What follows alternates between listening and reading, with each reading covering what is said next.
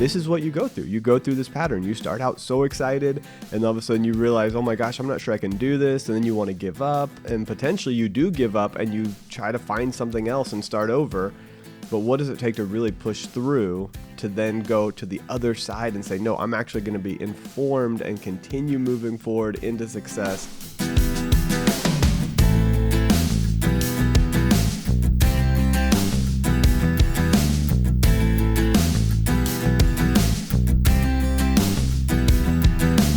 Welcome to Getting Money Right, a show dedicated to helping you achieve financial freedom through education and inspiration so you can be free to pursue your true life's purpose. We are your hosts, David Thompson and Leo Sabo, and in this episode of Getting Money Right, we're going to be talking about why change, especially as it relates to how we manage money, is so difficult. Now, Leo, I know that you read a book that actually helped inspire this episode, so why don't you introduce us to that and some of the concepts we'll be talking about today? Yeah, as you all know, we are always focused on self-improvement. David and I like to find better ways to do what we do in life, whether it's our work life, our personal life. We always try to improve.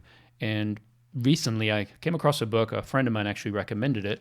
It's called The 12-Week Year, and it was written by Brian Morgan and Michael Lennington. And again, it's the 12-week year, getting more done in 12 weeks than others do in 12 months. And so, of course, whenever somebody recommends a book to me, especially a good friend that I trust, I go ahead and read it. So I read this over the last weekend, and it really appealed to me because it gives me a process of creating goals and being more focused on what I'm trying to accomplish over the next 12 weeks. And it's really the mindset of going from thinking of what you're trying to accomplish. Usually we think about it from a 12-month perspective, right? Everything is cyclical, right? So even in our budget, we talk about the budget being a 12-month plan, not a monthly plan. Well, this is the opposite of that. Instead of thinking of our goals and plans as being a year long, it's really trying to cram it down into a shorter period of time, 3 months, 12 weeks, so that you can get more done, stay more focused. Otherwise, the statistics show that, we get excited about the beginning of the year, we set goals, but by the time the end of January comes, some of those are completely gone and off our radar. And then as the year begins to come to an end, we get excited. It's like, oh, yeah, but we had so many things we wanted to do. So I wanted to read 20 books, and now I got to read 15 in the next month and a half. So this is the idea of this book, is how to actually do more by actually shortening the time so that it really forces you to think about it and to make changes and stick with that plan. But I found something in this book that was really fascinating, because as I was reading it, and this is what we want to talk about in this episode today, that I was reading and I found a process of behavior, or the behavior change that happens as we try to embrace a new way of doing things. And I thought it was really relevant in the way we manage money. I think it applies to pretty much every area of life, anywhere you want to make a change. But I found it very useful for finances. So in the book, the authors talk about the 5 stages people move through emotionally when changing their behavior. We're going to dive into these a little deeper, but let me just go over the 5 and then we'll take one at a time. So the first one is uninformed optimism. This is when you set that goal and you're like, this is going to be great, I'm going to achieve this, and there's a lot of optimism. But there's not a lot of information. The second one is informed pessimism. This is where you go from optimism to pessimism, because now you know more about what it's going to take to actually make the change. The third is the low point. It's the valley of despair. This is where most people quit, because this is where the real rubber meets the road. This is where you actually have to work this plan out. And there's a lot of opposition, right? Because you're trying to change. And the emotional side is that this is the lowest point. And then step 4 is informed optimism. So if you push through the valley of despair, you get to informed optimism. Again, on the positive side of emotions, optimism, and you have more information now. You've done it. You've gained some information. You've had a couple of small wins. You're looking like, okay, I might actually be able to do this. And then, of course, if you continue that, then the last step is success and fulfillment.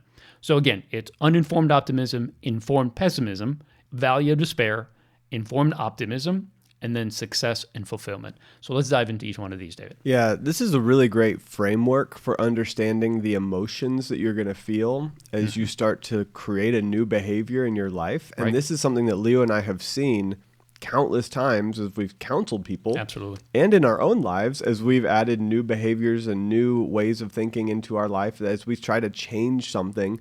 This is what you go through. You go through this pattern. You start out so excited, and all of a sudden you realize, oh my gosh, I'm not sure I can do this. And then you want to give up, and potentially you do give up and you try to find something else and start over. But what does it take to really push through to then go to the other side and say, no, I'm actually going to be informed and continue moving forward into success. And so let's look at these 5 things and just dig into each one a little bit more. I also want to say that we're talking about this book where it talks about 12-week goals versus a year-long goal or a year-long shift. This is what you do in colleges. Usually a semester is about 12 weeks. Yeah. So this is this is a good way of looking at things, because if you try to say, oh, in the next year, I'm going to change this in my life, that can be a little bit too big of a window. Yeah. It's like, hey, what am I going to do in 12 weeks to make a major shift? And then do another 12 weeks and improve on it or shift it again. Yeah. So it's kind of cool. That reminds me of a saying. It says that most people underestimate what they can do in 5 years and overestimate what they can do in a few weeks or in a year. And that's usually true. We're very optimistic. We want to accomplish this, but we diminish the fact that if we just stay steady and do a little bit at a time, in 5, 10, 15 years, we're going to accomplish some amazing things. And that's relates to finances very much so, because it's that steady plodding. It's the consistency that really pays off. So let's start with the uninformed optimism. And this is, we see this all the time. You've probably seen it on social media with your friends. I know you've experienced it. It's that idea that you have something that sparks your interest. Mm-hmm. Somebody influences you or informs you on something new, and you're like, I want to go do that. I can do that. This is going to be awesome. Yeah. I'm going to go flip real estate and make so much money. Like you have this optimism that I'm going to get rich quick doing this thing, or I'm going to go invest in individual stocks and I'm going to make $1 million in the next 5 years. Like there's this thing where it's like something it's only just flipped. positive. So it's only positive. Hey, I'm gonna eat salad, and in 4 weeks I'm gonna have lost 25 pounds just from making a quick switch to salad versus steak, or whatever it is. I'm gonna jump on the paleo diet, the Whole30. It's this. This is going to be easy. I'm going to go tackle this thing. I've got this new vision, something I'm excited about, but I'm uninformed to the amount of work it's going to take. Right. So the optimism is high. I heard just today somebody who just started studying for their real estate brokerage license, and they're going to be selling real estate, like just property, right? Just houses to people. And they were so excited. And I have a little bit more knowledge. I'm not super informed. I have a little bit more knowledge of how much work it takes and the energy and the time. Yeah. And training you have to go through. The training you have to go through. So my thought immediately was to like, okay, can this person handle this? Like there are some people that are going to handle it and love it, but I'm thinking, is this individual going to actually be able to go to the other side of this whole emotional change? Yeah. But they were currently living in uninformed optimism. It's going to be great. I'm going to sell houses. I'm going to make so much money. What's interesting is that when you look at all the marketing that's being done for really anything that's going to improve our life, especially dieting, that's what they're trying to get you to do, is to have this optimism and actually hit the buy button. Right. Because what they're trying to sell you is this is going to be an easy way for you to reach this goal that you've had all your life, to be thinner, to be whatever. And we have to understand that a commercial, whatever marketing you're exposed to, is not going to give you all the information. They're just going to tell you the good things. Like you can take these pills and you don't have to change anything, and you're going to lose weight while you're sleeping. Yeah, that sounds awesome. Like I don't want to be in the gym, an hour every day in order to lose a couple pounds or maintain my weight. I'd rather just take a pill. So it appeals to us because it increases our optimism and makes us believe like this is possible. And actually, that's a really important step. Like if we never believe it, we'll never take the next step. So it's an important step, but it's only the first step. Right. So let's talk about some pitfalls in this step and maybe even some tips like how to actually get through this step in a positive way. Yeah, that's good. So, basically you haven't taken the time to think through the amount of work that it's going to take for you to be successful. You've heard the marketing, so you're sold, but you haven't actually sat down and thought through it. So you end up, from a financial standpoint, you end up grabbing a quick budgeting software, or you pay for an expensive course because you're like, hey, I'm just going to jump in. I'm just going to take that first step. Yeah. But you don't really think through how much time and energy it's going to take. And that's a pitfall because you've made a purchase, or you've decided you're going to do something without really understanding what you decided. Yeah. You decided to make an investment, potentially even a financial one, without knowing, am I going to be able to go through this? Am I committed to the level where this is not going to be a waste of my money? And that's a question we all have to ask ourselves. So we need to go beyond that. So that's a pitfall. When you see something like this, when you see a potential answer, ask the next question. Yeah. Have I done this before? Have I attempted to do this particular thing or change this behavior before? And what happened halfway through the journey? So it's important to be realistic. because it may be the right thing, but it may require you to embrace a different way of thinking so that you can actually succeed. Yep. So how do you get through it? Well, for me, the first thing is you have to take a step. I mean, you do have to, if you have a vision for something new, then you got to take a step towards it. Right. But then you've got to do the research, and you've got to learn, and you've got to educate, and then take a step. Yeah. And I would also say, David, that I think you need to really clarify the vision. So, we all have a vision for different things in our lives. We want to have a better family. We want to have a better income. We want to have better relationships, whatever that is. But a lot of times we don't actually sit down and write that out to actually say, this is the vision. This is what I want to look like in 12 weeks, 2 months, 3 years, whatever it is. And I think it's really important to clarify, what is your vision for taking on this challenge? Like, if the reason you're getting your finances in order or wish to get your finances in order is to pay off your debt because it's just stressing you out, then you have to think about, all right, what is it going to look like when I am out of debt? Like, literally write that down. What is it going to look like? This is something we did when we were trying to pay off our home. It was the last debt that we had, and we had about a 5-year window to pay it off. And we literally talked about this all the time. We would talk about what it would be like not to have to write a check to the mortgage company and what that money was going to allow us to do for ourselves, for our kids, and for our future. So it gave us a vision so that we had a perspective of where we were going, so when it got hard, we weren't tempted to give up the dream. So vision is really important because it's going to anchor you and empower you to go from step to step to step. Yeah, and so all throughout this 5 stages of emotion, of changing, your emotions changing through a behavioral change, all of these emotions, the vision is going to be extremely important at each stage. Yep. And at this beginning stage, you have to form that vision. Right. Then take a step, then do some research, then take a step, then do some research, then take a step, then do some research. You're going to have to keep learning, but you're going to have to move forward. Yeah. You got to can't take action. You got to take action. You can't just do paralysis of analysis and sit there forever and never make an action that causes you to project into the vision that you want to fulfill for your life. I agree. So let's go to the second one then. Once you go through the uninformed optimism and you begin to take these steps, then you become informed. And as you become informed, the emotional side is, this is not so easy. And you begin to doubt yourself, right? You begin to doubt yourself. This is where pessimism comes in. That's why it's called informed pessimism.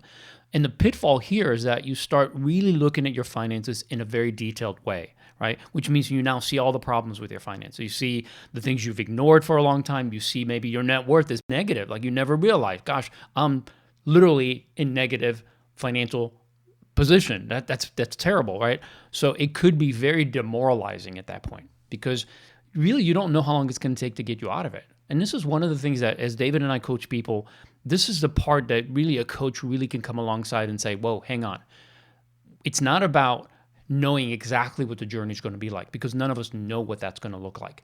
But it's about setting a good vision and then beginning to take some steps, changing some of the behavior, putting a plan in place, and just executing, staying faithful to that.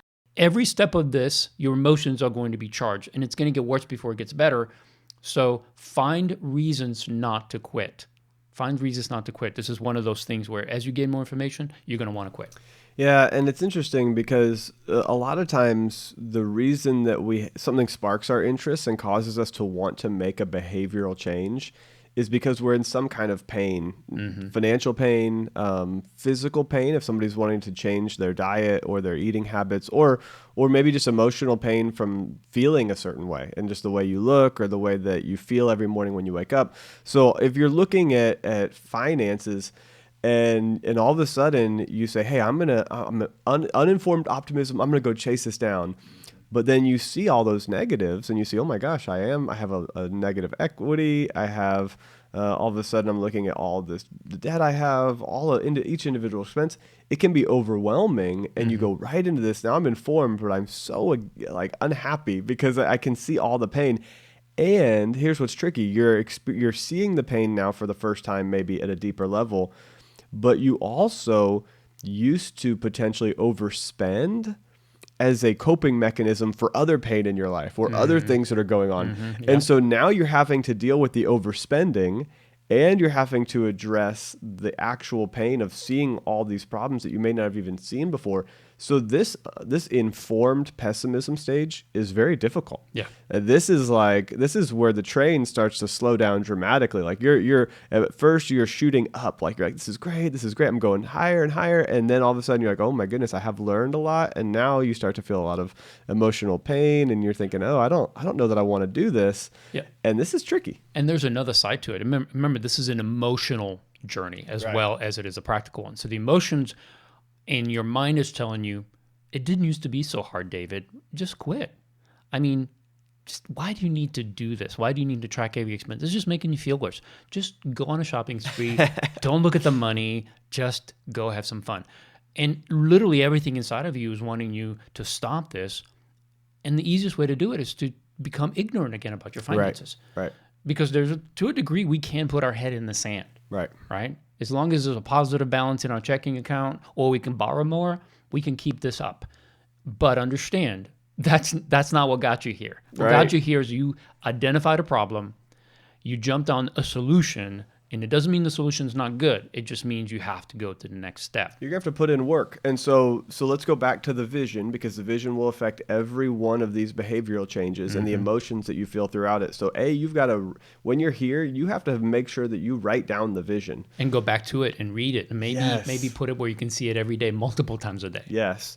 And then you've got to embrace the fact that this is hard, but it's worth it. It is going to be difficult when you see you have a negative net worth, or you see that, you don't have equity in your home that you thought you had because you had to refinance at some point in time, where you had to, because you chose to refinance at some time.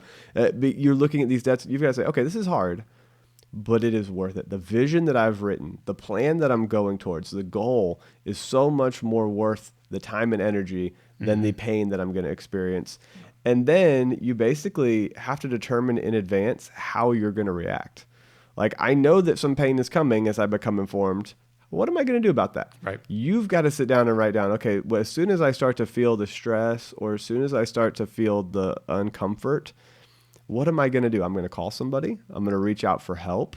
I'm going to take a 5-minute break. I'm going to do a few exercises, and I'm going to come back and do it again. Like, I'm not going to turn around and disengage from the process.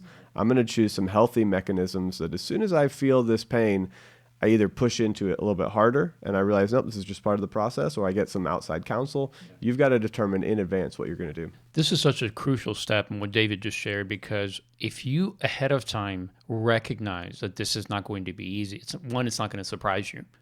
Right. And number two, you can ahead of time almost train your emotions to react differently to the situation, especially if you're doing this as a couple.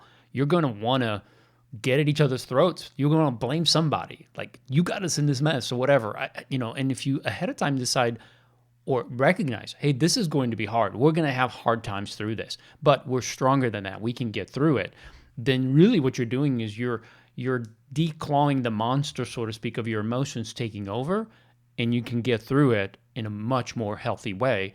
And just know, it's like running a marathon. I'm just going to put one foot in front of the other, and eventually I'll get there. And that's what this is. And then just determine in advance that you won't quit. Yeah. Like, make that commitment early on. Make that a part of the vision. Make that a part of I know. If you know about these 5 stages, you know that your emotions are going to go high to low to the depths, and then start to come back up and then go back high again. Then when emotions are high, acknowledge that you have some depths that are coming, and that you're going to have to walk through that, and that you're not going to quit. Yeah. So let's talk about that. Yep. Let's talk about, now that you've been informed, now that you're experiencing this pain and you're walking into the valley of despair, because you're realizing this is going to take, Leo and I talk about, it'll take you 90 days just to get your budget in a place where it's like kind of working, kind of making sense, but it'll take you a year potentially to get to where you're really comfortable with that budget. Yeah. And then as you have been really successful for a year, 2 years, 3 years, 4 years, 5 years, then, oh my goodness, it becomes so easy because you've just done it, and you expect things and you anticipate things. But the first 90 days, you don't even know what your finances look like. You're learning, you're growing, things are going to change. So let's say you're at that 90-day mark and you're just like, oh my goodness. Or let's say the 30-day mark or the 40-day mark. And you're like, I'm in the valley of despair. This is so frustrating. Yeah, this is where people really want to quit because it gets hard and you honestly just can't see the finish line. And we all want to know, how long is this pain going to last? And unfortunately, we just don't know. And I don't know why this is. I think it's a test of our nature, of who we are, and to make us better and stronger, that things get worse before they get better. Like, we all know that. It's a kind of a crappy thing to agree to, but it's true. You decide to do something, and all of a sudden, it seems like everything starts to push against you succeeding. And I think there's some truth to that, but it also has a lot to do with your emotions and what you agree ahead of time, what you're going to allow and what you're not going to allow. And I think you have to very clearly set some parameters as to not allowing any negative thoughts, especially from you, to permeate and feed your mind. Because if you allow those negative thoughts, then you're going to focus on only the negative. You're going to focus on, this is never going to work. This is going to be too long. This is painful. Oh, here's another bill that came up. Here's another charge that we weren't expecting. Here's another car repair that we weren't. All of this is going to happen to you. But I promise you, this is like the dark before the dawn. And if you push through, you'd be surprised how quickly you'll come out on the other side. But it is a test of your character. It's really honestly the test of your willingness to actually make that change and make it a long-lasting change. Your body, your mind, everything's fighting against you making that change. But if you do it, like David said, 3-5 years from now, you're going to just think, how did I ever live any other way? But that's going to take time. Recognize that where you are right now, you're not seeing the light. All you're seeing is the darkness. But if you stick to the plan you've set in place and stay committed to that, go back to your vision. Vision is what fuels you and empowers you to keep pushing forward. And this is a really key part of it. This is where accountability and ownership is really important. So in the book, they actually talk about accountability not as something that you and I maybe do together. That could be that. But really the way they talk about it is from a self perspective, because this is a change you're going through individually maybe, or as a couple. And even if you're going through it as a couple, you still have to individually get to that place where you're like, this is the way I'm going to live and what I believe from now on. And my actions are going to follow that belief. So if you think about accountability this way, I think it's going to help you. They talk about accountability as ownership. So it's not a matter of, I got to meet with David and David's going to look at my budget and he's going to say, you spend too much on eating out or whatever. That's not the kind of accountability we're talking about. Although you need somebody that you should answer to because you want to be able to be responsible. And when you know somebody else is going to see how you're doing and you have to give that report, you're going to be more on your toes. And that's very helpful. In a very practical sense, that's very helpful. However, accountability on an emotional level is when you say, this is who I am. I'm going to take ownership of the situation, and I'm not going to quit, because if I quit on this, it's not just quitting on this system, it's quitting on me. Right. And I just will not do that. That's what I'm talking about when I'm talking about accountability here, is that you literally take ownership and saying, I am trying to get my life to be better. I am going to be better as a result. So no, there's no option that I'm going to quit, even though it's the darkest of the dark times, but I'm going to push through it. Yeah, this is really, it becomes an identity issue. And this is where a lot of people, and you've seen it, somebody just, they bounce from thing to thing to thing, from new idea to new idea to new idea, from job to job to job, from educational goal to educational goal to educational goal, from diet to diet. Yeah. I mean, from multi-level marketing scheme to get rich quick over here to get rich quick over here, because there's this uninformed optimism that shoots up, and then there's the informed pessimism followed by despair, and then they restart and they're like, oh, I'm gonna try something else new. Something else new will be optimistic again, and I'll feel good. Because when you're on the uninformed optimism, it feels good. It feels amazing. When you listen to marketing, you feel like, ooh, I can do anything because the marketing told me I can do anything. And if you're around a bunch of people that will constantly say, hey, you can do anything, but they don't actually give you the accountability and the relationship and the tools, and they don't help you push through the valley of despair. Right. If you just stay in the optimist zone, then you are living almost a life. Your identity starts to shift to where it's like, oh, I'm the kind of person who, I start things, but I don't do things. And we all know those people. I start something, I don't finish it. And so this is where this becomes a part of who you are. Am I the kind of person that's going to push through at this third stage, at the valley of despair? And when I teach this, when I teach finances from a biblical perspective, part of that identity shift is to being a steward or a manager. Right. And there's a biblical theological component to this to say, look, this is a part of your identity. You are a steward. This is not about your money being perfect. This is about your identity as a manager of what belongs to someone else.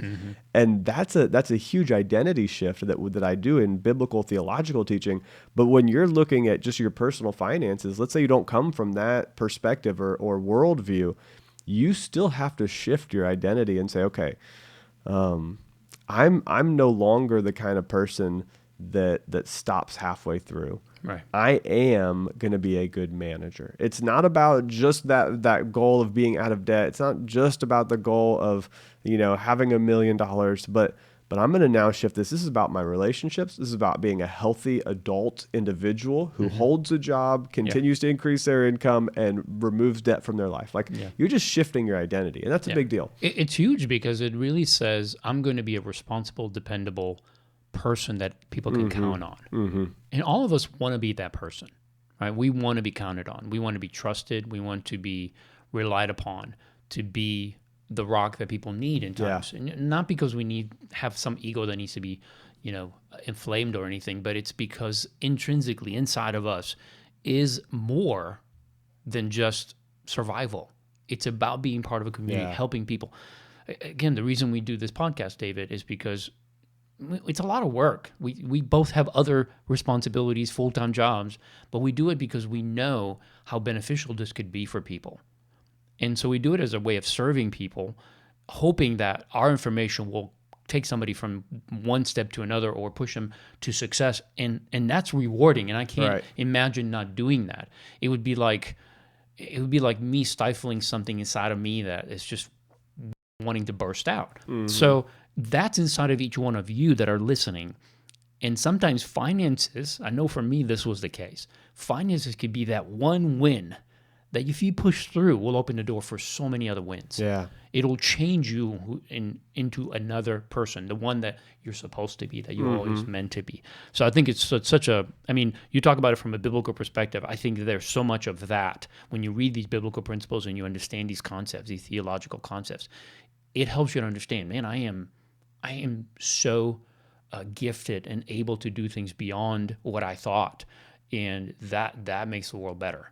Yeah, and you were created for that. So you can fight it or you can ignore it, but ultimately, if you get through this could be one win that will result in many, many other wins and successes in areas of your life you can't even imagine right now. And so how do you get through this? It's accountability. It's having people in your corner that are going to walk with you, and it's staying connected to a source of motivation, which is why we created Getting Money Right. So that every week you have a source of motivation to think through your finances, to have a shift in your mentality, to take new ownership, to shift your identity, to be a good steward or a good manager of these resources.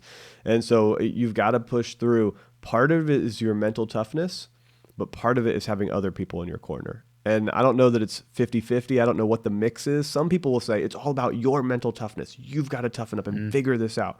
And I would say, yes, there's truth to that. Yeah, there's ownership. There is ownership. Yeah. But then there's also accountability and relationship and having mentors and finding somebody that will walk with you and leaning back on that vision. And sometimes other people can cast vision into your life that you've not had before, because they can see things in you that you can't see in yourself. So going through the valley of despair, those are some of the tools and resources to chase that down. That's good. Now let's look at informed optimism. All right, you're starting to come out of the valley of despair because you have learned, you've had people who've spoken into your life, you've listened to a good source of ongoing motivation. You've stayed consistent to taking action. Yes. And you've seen some positive results. That's really key. Yeah, you're back in the position of positivity. You're starting to actually see the fruit of your work. That's right. And so you've got these habits now that you've put in place because you've started tracking your expenses. You've started using the budget consistently. Or let's say you're on a diet, you've started tracking your caloric intake. You've started having a smoothie every morning for breakfast, or choosing a salad every day at lunch, or whatever you've chosen to do. That habit now sits there. And when the habit is in place, you're starting to feel really good. Yeah. You're informed and you're having positive outcomes. So you're in this positive place. This is a fun place to be. Yeah, I agree. And this is where you're starting to see that, hey, this is actually working. Maybe for the first time, you've been able to get through that valley of despair and you're seeing that this is working. And this is extremely motivational because this is where you're seeing debt being paid off. You're seeing certain wins that you never could have done before. And you're really starting to, from a financial standpoint, you're starting to see your finances in a totally different light, right? You're allowing your budget to actually guide your spending rather than just emotionally spending. So there's so many good things that are happening here. And really, in this stage, all we can say is the thing that's going to help you stay more motivated is get into a community of people that are doing this, because that's what these people are doing. They're consistently talking about the good things that they're experiencing, but also the challenges that they're overcoming and even the challenges they're facing. So it's so important that you have a community of people that are interested in this topic. You know, if you're interested in dieting, you'd want to be part of a group that is going through that process and seeing some wins. Listen, if you do this on your own, it's going to be a very difficult journey. We're not supposed to do this on our own.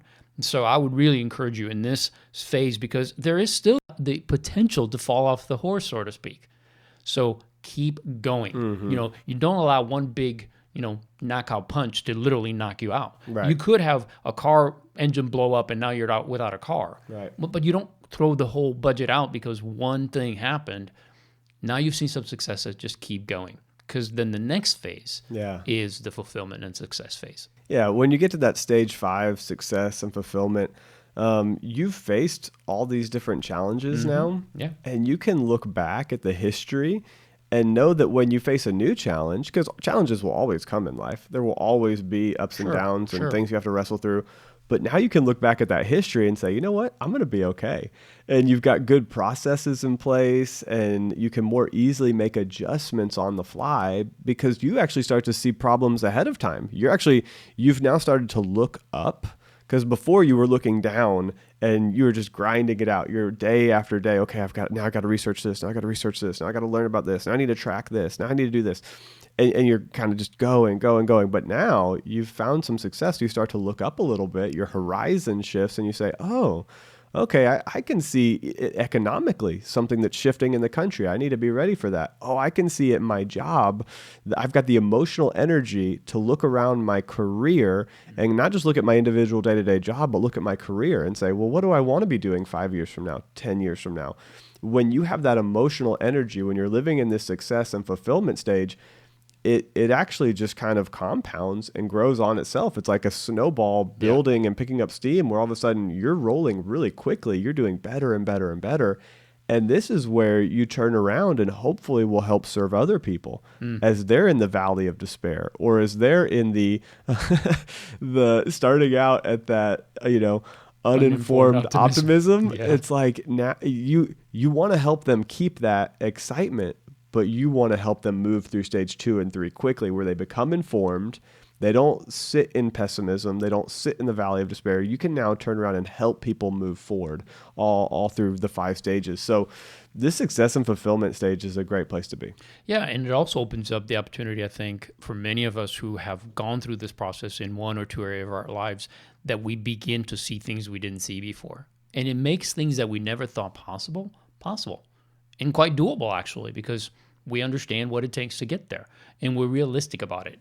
And that's what I love about this process. And when I saw this in this book, I thought, man, this is something we need to share with our audience, because it does really give you a framework for being prepared from step 1 all the way through success on how to navigate through this.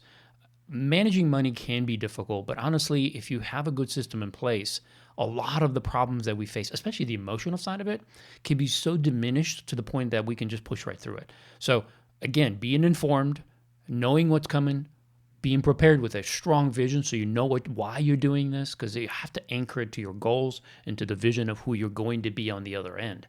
You do that and put some support in place and some motivation along the way. I think you'll see the success and it'll be exciting. Yeah.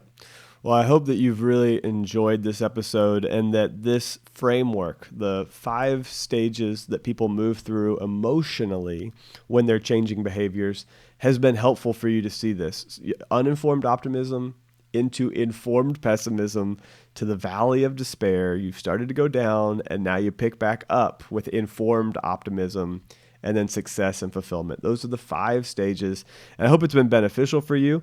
If you'd like to hear more, please subscribe to our podcast, either on Apple or whatever podcast app you're using.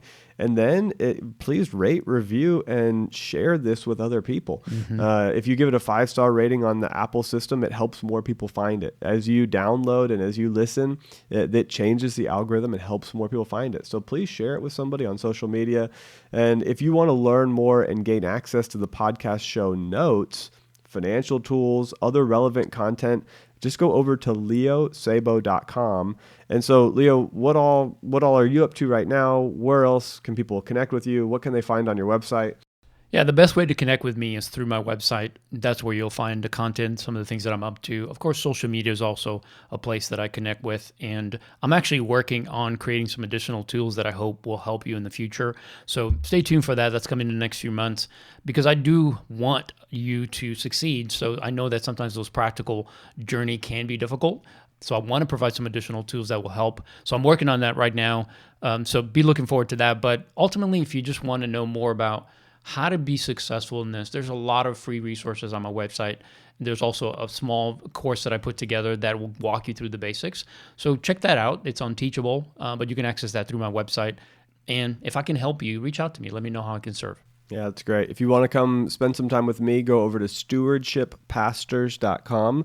You can fill out the contact box and get to know me a little bit, reach out. You can also download some tools and resources there and check out the book, Jesus on Money. It's in process, and I know you're going to love it when it comes out. So I just want to say thanks again for joining us for this episode. We hope that you'll join us next time so together we can keep getting money right.